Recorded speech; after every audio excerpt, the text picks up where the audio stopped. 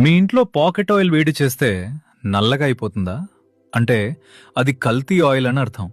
అసలు రిఫైన్డ్ ఆయిల్ని ఎలా తయారు చేస్తారో చూద్దాం. మొదట గింజలో ఆయిల్ని ఎక్స్ట్రాక్ట్ చేస్తారు. ఈ ప్రాసెస్లో హెక్సేన్ వాడతారు. ఈ హెక్సేన్ ఒక పెట్రోల్ బై ప్రోడక్ట్. దీని వాడితే నరాల వ్యాధులు, రీప్రొడక్షన్ ప్రాబ్లమ్స్ వస్తాయి. తర్వాత ఆయిల్లో న్యాచురల్ గమ్స్ ఉంటాయి. వాటిని తీయడానికి ఫాస్ఫోరిక్ యాసిడ్ కలుపుతారు.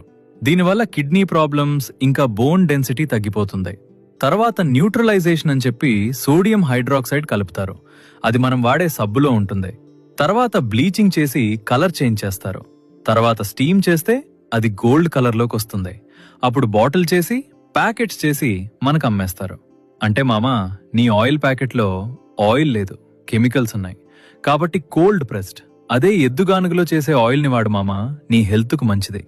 కొంచెం కాస్ట్ ఎక్కువే, కానీ నీ ప్రాణం కన్నా కాదు కదా మామా. ఎంతమంది రిఫైన్డ్ ఆయిల్ వాడుతున్నారో ఆయిల్ బ్రాండ్ నేమ్ కమెంట్ చేయండి మామా.